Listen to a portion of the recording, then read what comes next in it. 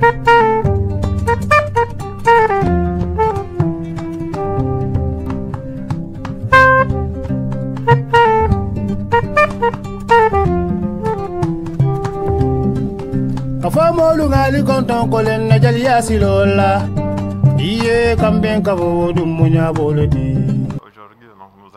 nous organisons un atelier sur la recherche en aquaculture au Sénégal.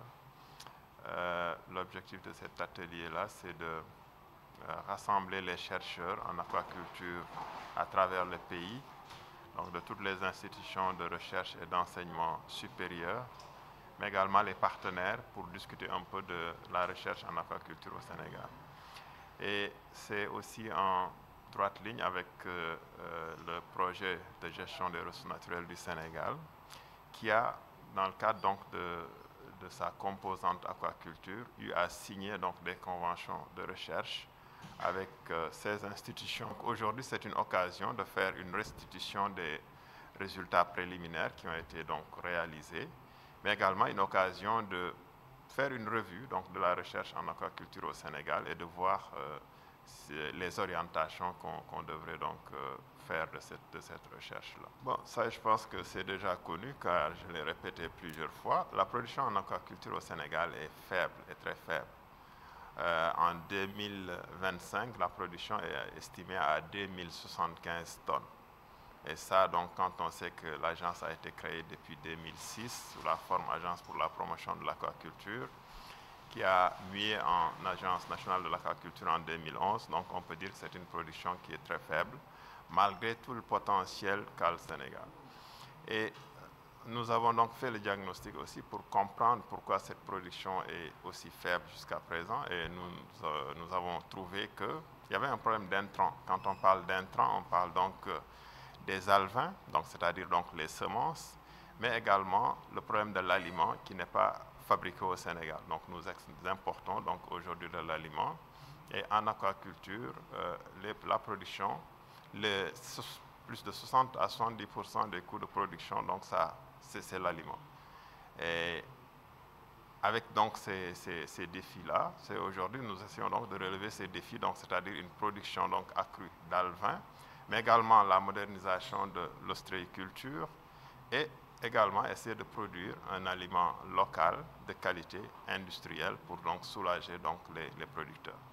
Mais aussi nous essayons également d'inciter également les investisseurs privés, aussi bien nationaux qu'internationaux, à venir donc intégrer ce secteur-là à travers une convention qu'on va signer avec la BNDE pour permettre aux gens d'aller chercher donc des financements importants pour l'aquaculture qui n'existe pas encore aujourd'hui. Bon, en fait, pour revenir à notre journée d'aujourd'hui, nous avons donc des défis de production en aquaculture, une production qui est faible. Aujourd'hui, les perspectives sont très ambitieuses, mais nous savons qu'une production importante pour qu'elle soit soutenue, pour qu'elle soit durable, il faut qu'elle soit soutenue donc par la recherche scientifique. Je pense que c'est pour ça que la recherche a été un volet important dans la composante aquaculture de Sendrep. Il y a plusieurs thématiques de recherche qui ont été donc développées, qui ont été donc financées à travers donc l'amélioration génétique par la production donc des alevins de masse, aussi bien de tilapia que de clarias. Il y a également la formulation d'aliments de qualité avec des ingrédients locaux. Je pense qu'il y a beaucoup d'universités qui développent donc cette thématique-là, mais également la gestion des maladies. Parce que quand on fait donc de l'aquaculture à une certaine échelle, c'est sûr qu'à un certain moment, on va être confronté à un problème de maladie. Donc ce sont ces thématiques principales-là qui sont développées donc par les chercheurs aujourd'hui. Et aujourd'hui, c'est cette restitution-là qu'ils sont en train de nous faire. Et donc c'est ça qui va vraiment aider. Et également, il y aura ce lien entre les producteurs qui vont venir exposer leurs problèmes spécifiques aux chercheurs qui vont essayer d'y apporter donc des solutions. Maintenant, il y a beaucoup de défis qui sont posés ici. On a un problème de financement pour la recherche, on a un problème d'infrastructure, donc très limité. On a également un problème de ressources humaines.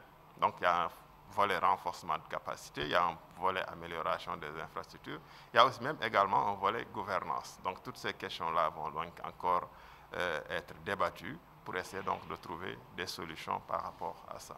Bon, en termes de financement, je sais que le CNREM a une bonne enveloppe. Moi, récemment, j'étais à Accra dans le cadre d'un atelier avec l'AIA, l'Agence internationale d'énergie atomique. Et ce sont des gens aujourd'hui qui sont prêts à accompagner les pays africains pour avoir des infrastructures aquacoles. Donc ça, c'est quelque chose que je vais exposer tout à l'heure aux chercheurs. Donc je vais leur demander de formuler leur demande en infrastructure.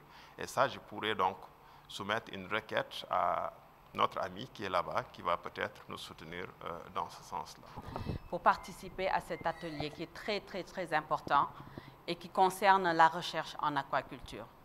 Nous sommes aujourd'hui face à un secteur qui a été choisi comme pilier des objectifs de souveraineté alimentaire.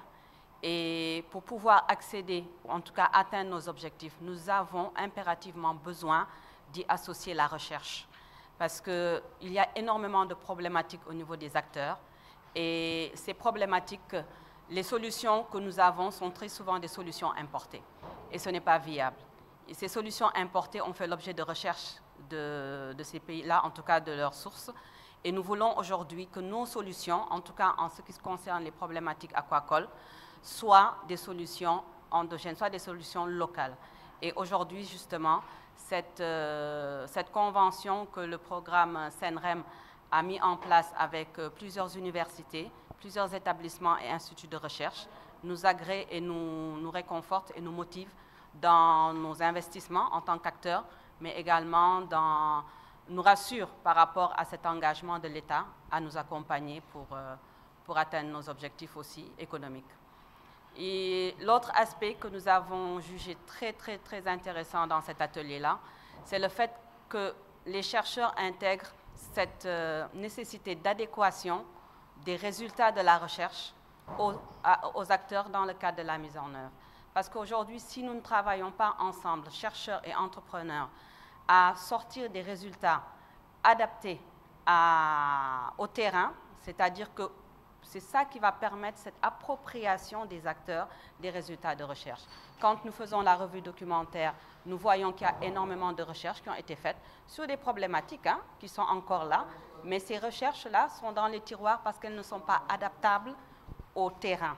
Et aujourd'hui, le programme a vraiment pris en compte cet aspect de symbiose entre recherche et entreprise pour qu'il y ait une adaptabilité des résultats de la recherche pour pouvoir assurer une vulgarisation efficiente sur le terrain. Le directeur général de l'ANA, M. K, les a déjà listés.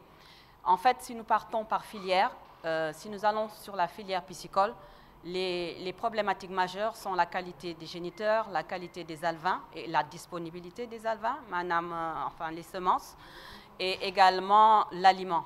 Parce que l'aliment représente près de 70% des coûts de production de pisciculture. Et si nous devons aller sur de l'importation, ce n'est pas viable. Si nous prenons les autres secteurs, on se retrouve un peu avec les mêmes problématiques. L'ostréiculture, ce sont les naissins, on est encore dans les intrants. L'algoculture, la spiruline, c'est-à-dire que nous avons une problématique qui, en fait, concerne les intrants, au point de vue général, mais également les infrastructures, également l'adaptabilité de la technologie. Donc aujourd'hui, les différents instituts de recherche qui sont ici présents, nous avons fait déjà une première démonstration des travaux qu'ils ont entrepris et qui sont très prometteurs, déjà par rapport à des alevins de qualité. Il y a des expérimentations qui sont en train d'être faites. Ils nous ont présenté les prémices des résultats qu'ils ont. Il y a également des travaux de recherche qui sont en train d'être faits par rapport à la reproduction, c'est-à-dire à la production d'alevins localement, mais d'alevins de qualité. Et également, nous avons des travaux de recherche qui intègrent même l'aspect aménagement, parce qu'ils travaillent sur des sites, différents sites, donc différents types d'infrastructures. Et c'est ça que nous voulons, nous, acteurs. Parce qu'il faut que ces travaux de recherche-là soient en phase avec nous, ces problématiques-là. Donc concrètement, on a des problématiques d'avoir des alevins de qualité. Donc les chercheurs sont en train de travailler sur ça avec des souches locales. Ça aussi, c'est très important. Nous avons des problèmes par rapport à la maîtrise de nos paramètres. Ils sont en train de faire des études par rapport à tous ces aspects-là. Et l'objectif, c'est qu'il y ait vraiment des concertations tout au long du processus pour qu'au final, ce qui ressortira sera immédiatement adaptable à la réalité par rapport à la vulgarisation. Nous avons dans nos activités développé, disons, des conventions de recherche avec les différentes universités et instituts de formation.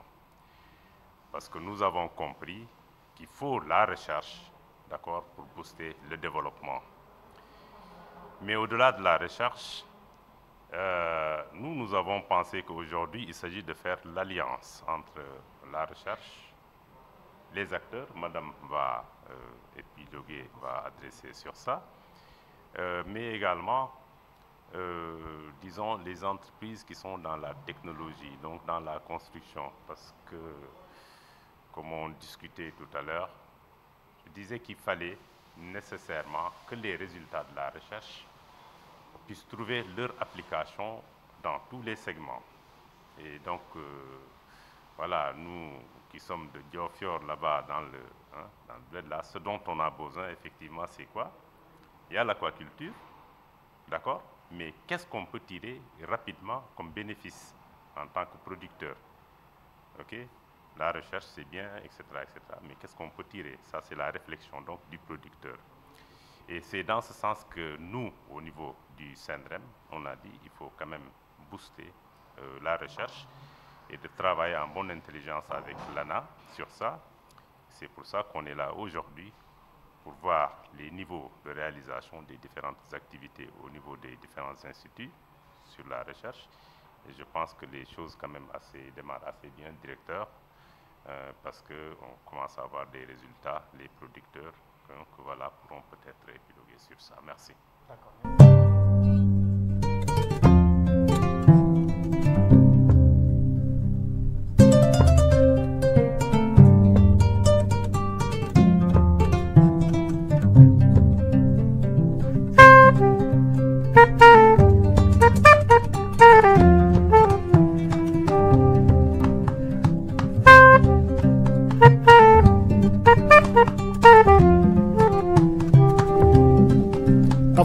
Ngali konton kolen na jali yasilola iye kamben kavo dumunya bolodi